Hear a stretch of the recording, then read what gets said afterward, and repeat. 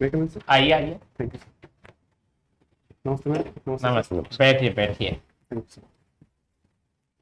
अभिजीत, जी सर। बहुत प्रसिद्ध नाम है अभिजीत। जी सर।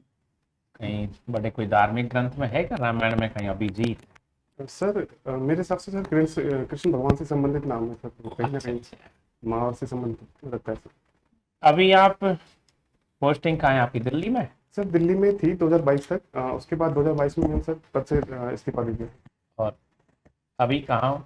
अभी सर मैं जयपुर में रह के राष्ट्रीय प्रशासनिक सेवा की तैयारी कर रहा हूँ अरे, तो आप तो मिजोरम में भी रह लिए, दिल्ली में भी रह लिए, सर। जी सर। फिर आपने निर्णय लिया कि मिजोरम भी देख लिया, दिल्ली देख लिया, अब मुझे अपने राज्य की सेवा करनी है।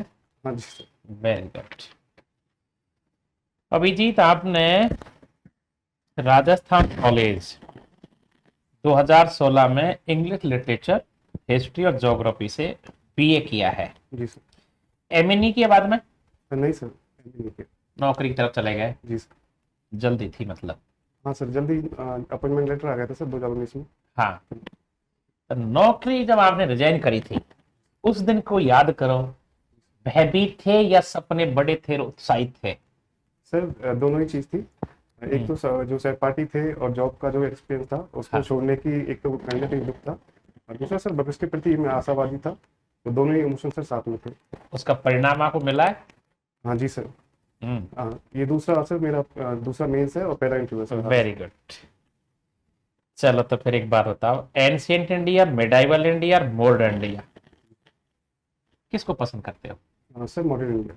मॉडर्न इंडिया को। जी सर। अंग्रेज यदि भारत नहीं आते जी सर। तो भारत की स्थिति क्या, इतिहास कैसा रहे? सर दोनों ही पक्ष देखे जा सकते हैं।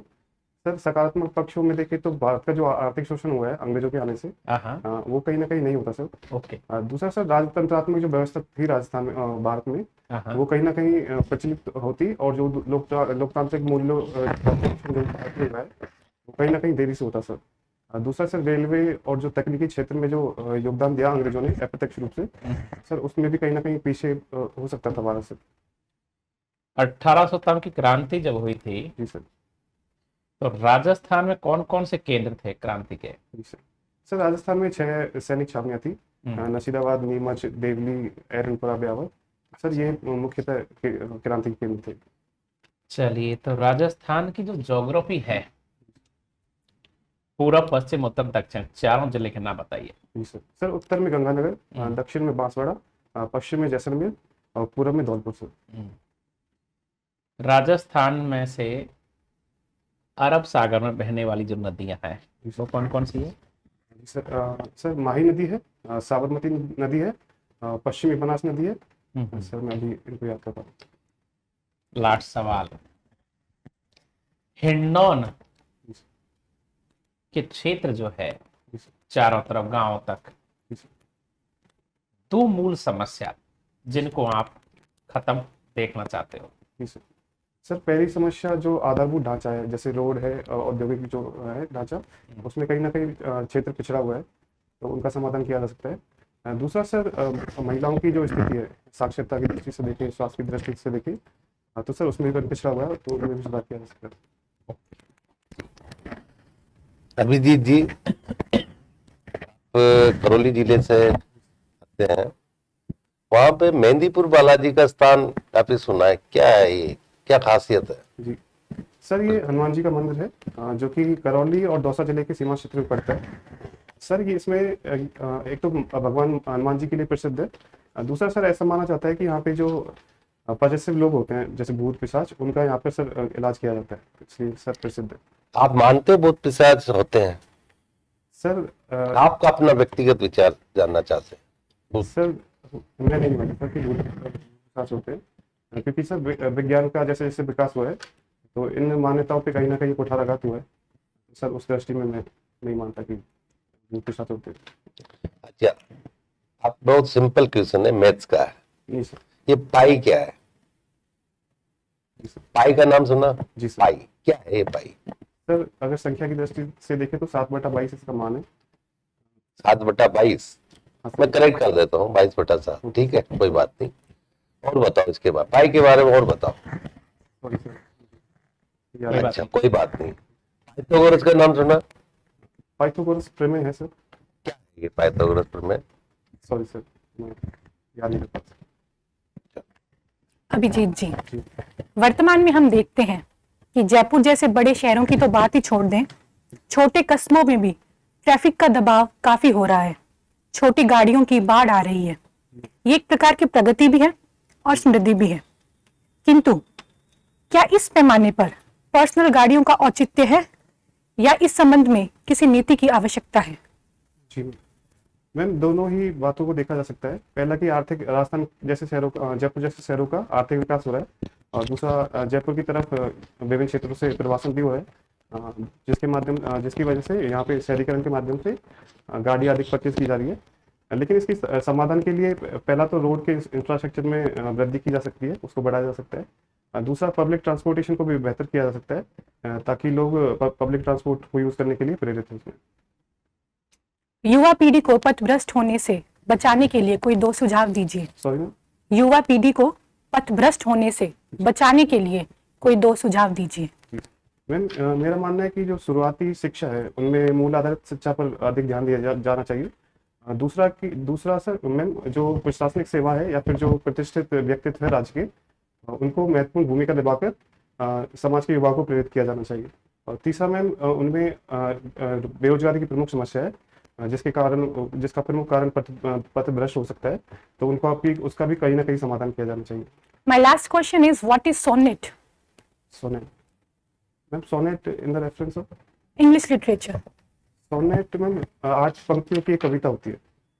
Are you sure? मैम, अभी एग्जैक्टली याद नहीं है। Okay, thank you.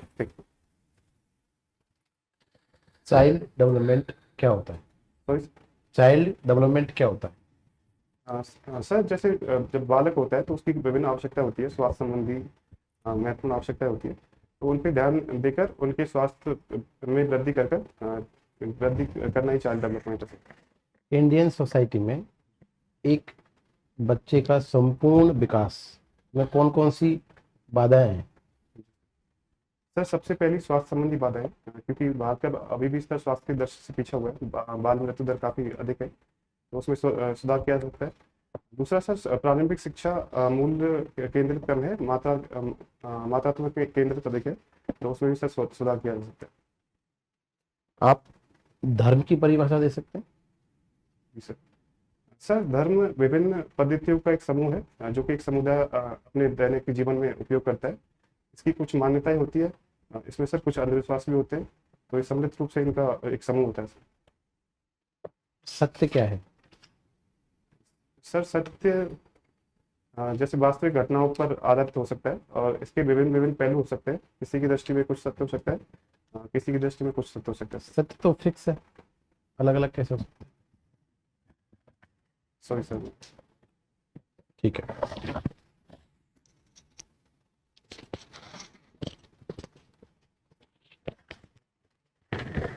आपकी हॉबी तो बागवानी है, कहाँ करते हो आप? सर, जहाँ भी मौका मिलता है। अच्छा, दिल्ली में भी की थी, और यहाँ पे सर प्लॉट है, तो उसमें मौका मिलता है, उसमें गार्डनिंग करते चलिए बताओ तो आपके प्लॉट में आप क्या क्या उगा रखा है? हैं। सर, फल के पौधों में आम का पेड़ पौधा है, लीची का पौधा है, और अंगूर की बेल है सर। उसके अलावा फूलों में गुलाब का है, मोगरा का है, और चंपा का पेड़। राजस्थान में अंगूर की खेती देखने को नहीं मिलती है, और आपने अपने घर में उगा रखा है, तो क्या आप किसानों को सुझाव दोगे कि अंगूर उगाना चाहिए नहीं उगाना चाहिए? नहीं सर, किसानों का मुख्य उद्देश्य सर आर्थिक कृषि के माध्यम से आर्थिक रूप से सशक्त होना है। लेकिन सर, ये मैंने हॉबी के रूप में यहाँ पे उगाया हुआ है। अच्छा। इसका उत्पादन है उस उच्चतर स्तर पर नहीं होता जिसकी किसानों को आवश्यकता होती है सर, हम्म। तो मैं सुझाव नहीं दूंगा सर। खरीफ की फसल और रबी की फसल है ना? जी सर। खरीफ की 5 फसल बताओ कौन कौन सी है? जी सर। सर, बाजरा, मक्का, मूंगफली, सर इसके अलावा सूरजमुखी, 4 या 5। कोई बात नहीं। और रबी में? रबी में सर गेहूँ, हम्म, सरसों, तारामीरा, और सर कोरिएंडर, हम्म। उसके बाद में सर अभी 4 या 5। ये गन्ना जो है ये रबी का है या खरीफ का है? ये सर खरीफ का है। सोयाबीन? सोयाबीन भी खरीफ का है सर। अच्छा अच्छा। लास्ट सवाल ये बताइए, एक एसडीएम के रूप में आप सबसे बढ़िया काम क्या करना चाहोगे? जी सर। सर अगर मेरी नियुक्ति महिला विकास के क्षेत्र में होती है ओके। तो सर मैं महिलाओं की एक तो श्रम बल में भागीदारी को सुनिश्चित करूंगा। हाँ हाँ। दूसरा साक्षरता की दृष्टि से भी महिलाएं पिछड़ी हुई है, तो मैं सर इन क्षेत्रों में सुधार करूंगा। राजस्थान में कितना है महिलाओं का साक्षरता दर? 52% है सर। अच्छा अच्छा, okay, thank you very much.